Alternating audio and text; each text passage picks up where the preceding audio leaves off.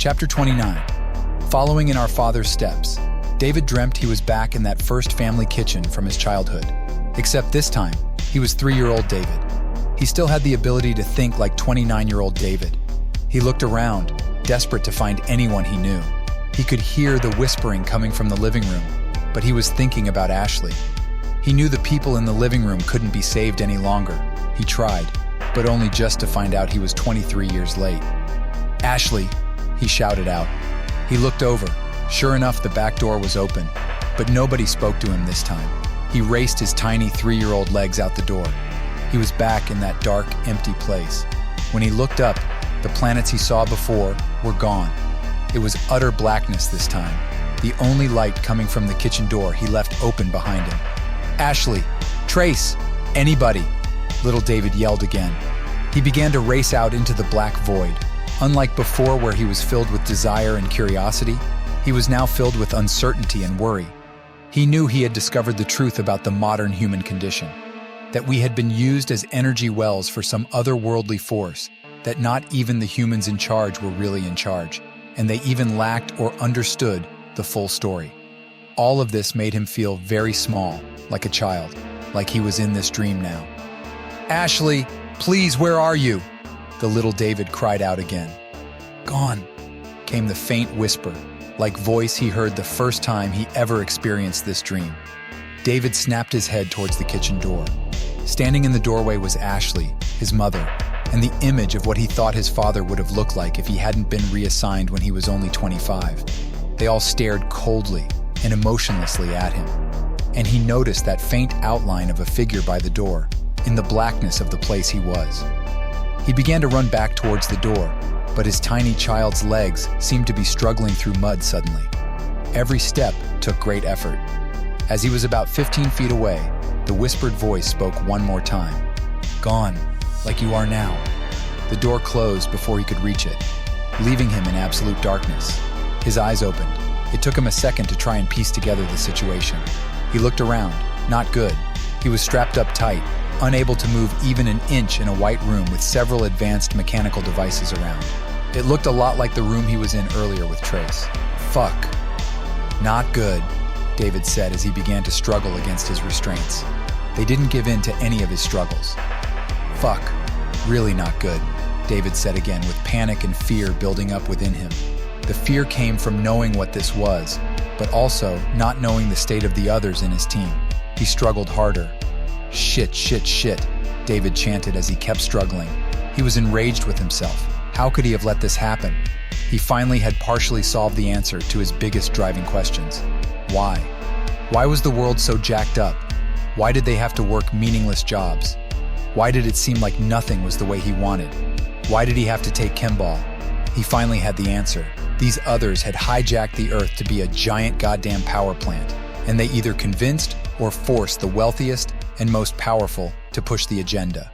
Now, for his reward of chasing the carrot, for seeking out the truth of his existence in this world, he was about to be executed.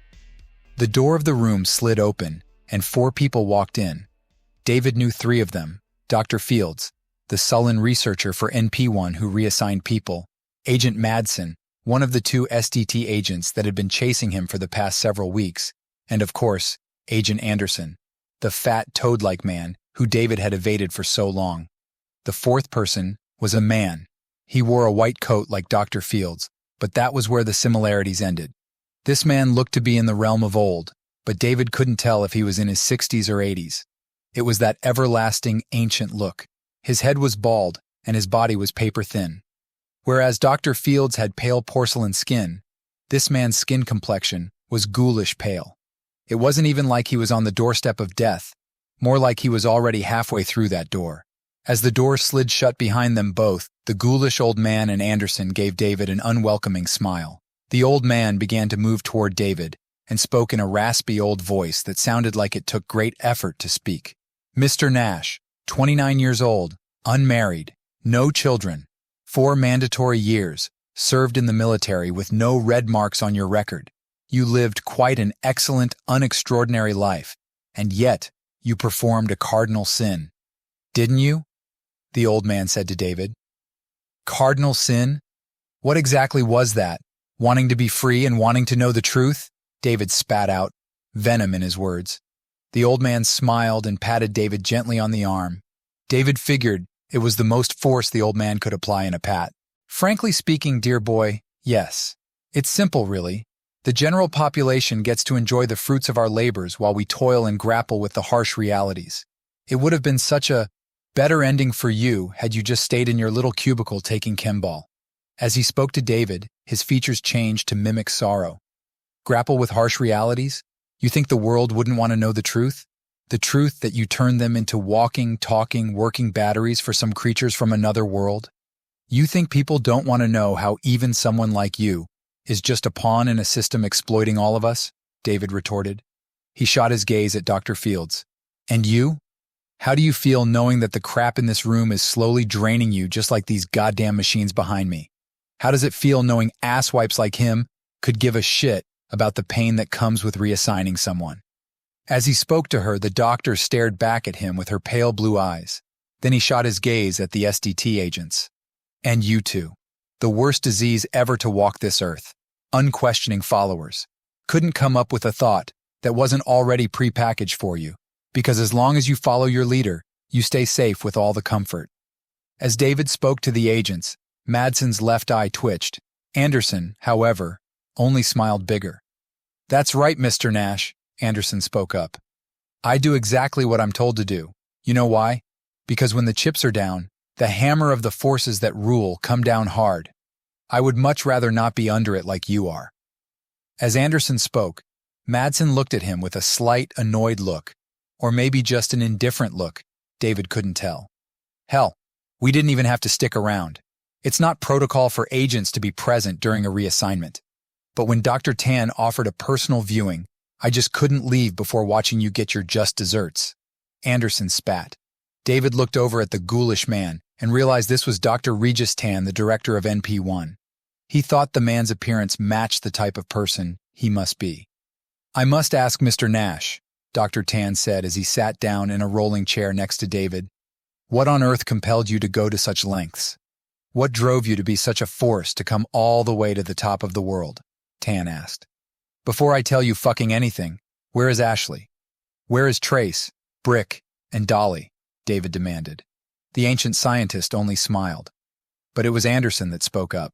Oh, I can answer that one, Mr. Nash. See, to explain it simply, the two individuals you called Dolly and Brick were terrorists, much like yourself. Only they were never officially attached to your case. So, luckily for the good folks here at NP1, when we encountered them in level C5, there was no official reason to keep them alive. Besides, they both were extremely dangerous and conducted themselves in a way where it was unavoidable for our strike team to bring them down without a hail of bullets. Anderson's smile grew even bigger as he watched David's face react to the news of Brick and Dolly's brutal endings. Had to really fill the big fucker full of lead too, but he finally went down, and one of our boys was able to recover the Beaner's shotgun and pop off one solid shot directly to his dome. David felt even more hatred welling up within him, and he tried to leap out of the chair he was tethered to, only to go nowhere. Anderson chuckled at the sight of David. Where the fuck is Ashley and Trace? David growled. Each word spoke with so much rage and pain, he hoped it would somehow penetrate Anderson's brainstem and kill him. He knew Ashley was with Brick and Dolly, and if they were executed, it couldn't be a good sign for Ashley. He was beginning to fight off tears. You want to know how I found you so easily, Mr. Nash? Did it ever occur to you how quickly we got here? It's simple, really. The night in Montreal where you lost that left hand of yours, we visited the bounty hunters. I had a really good talk with both Miss Ivy and the hacker known as Trace. Pressed both real hard, too. Warnings of death, reassignment. Both had been shown your hand by the bounty hunters before I got there, so they were already pretty shaken up. But would you believe one of them agreed to assist with the apprehension of your team? As Anderson said the last part, he twisted his voice to make sure David suffered under the claim one of them sold out the entire team. Liar! David roared, trying to leap out of the chair again. Liar! They would never agree to work with a scumbag fuck like you. As David yelled and cursed, he found tears had fallen from his eyes. The fact that he was as angry as he was and couldn't do anything about it made his body react with tears. Oh, I am afraid it's the truth, After all, that's what you are chasing after, isn't it? Your buddy Trace? Those bounty hunters beat the piss out of him. But would you believe, even in that state, it wasn't him that folded? It was the silly little girl with her fairy tale ending? Anderson's eyes had a twinkling effect in them as he watched the fire rise in David's. No, you're fucking with me. This is a lie. It's a fucking lie, David said, tears coming out full force. Ooh, boy, that's mighty sweet. You two really loved each other. Maybe that's why, after drilling with the impending threats of the end, she finally gave way when I offered her a deal. Turn herself, and you, along with the rest of your little team, and instead of being reassigned, I would recommend that both of you be re-educated instead. Sure, you both would be veg heads, but I would even work out a deal where we placed you both back in society together. You could live the rest of your lives blank and empty, but at least together. Boy, I tell you, she let me slip a nifty little needle into her wrist, where it was covered up by the marks left by the restraints they had her in. No one would notice how she had a tracking unit implanted right there in her skin. David began to feel the room swirl around him. If he had food in his system, he might have thrown it up. You're a liar. If that was true, why am I in this fucking chair? David wheezed. Oh, you see, Mr. Nash, you are almost right. I did lie to her. She's alive and well, being prepped for travel to the nearest re-education facility. But you, I don't give a shit what anyone would have offered me. You are getting reassigned, and I'm going to watch every goddamn moment of it. Anderson was now letting his own venom fill his words as he spoke to David. Oh, and as for your red-headed buddy, he was reassigned about 15 minutes ago. I had to miss it, of course. You were slated to wake up any moment, and I couldn't miss this event. Anderson's enjoyment that Trace had already been reassigned, and that Ashley had agreed to the team's capture and was off to be re-educated at this very moment, nearly removed every bit of fight David had in him. It was as if Anderson dumped 10 gallons of water on the flame of David's drive. Dr. Tan cleared his throat. Mr. Nash, please don't get too distracted. Your question was answered. Please answer mine. Why did you come so far? Dr. Tan repeated. David looked up at the ghoul of a human. As he looked into those dark, sunken eyes, he found his spark again. It was different now, though. Anderson had come along and washed away everything in David's life that meant something. But looking into Dr. Tan's eyes, David realized there was one thing he never could take away unless he chose to let them. He stared hard into the old man's face. Because all throughout our history, men like you and him, you fight to hide the meaning of life, even if the meaning is as hollow as being little lumps of energy for someone else's consumption. I deserve to know. The world deserves to know. Even if I don't get what I'm after until the day I die, I won't stop, David said, tears still falling down his face. Tan considered this for a moment, then smiled again at David. Well, I'd say you have gotten your answers today, but technically speaking, this procedure will not kill you. Energy is just energy. When we extract yours, Mr. Nash, it will still exist. You will no longer be attached to your human remains. So, in a way, you won't be dying today. You will die when the energy that runs your brain is used up by whomever may receive it. Dr. Fields, please prepare the procedure, Tan ordered. Dr. Fields moved over to the monitor like she had in the video in her study. David couldn't see anything she was doing. She was just out of his range of sight. Tan had moved behind David and was moving devices behind him as well. The only thing David could see clearly was Agent Anderson and Agent Madsen. So David found himself staring them down, letting them see all his anger and determination.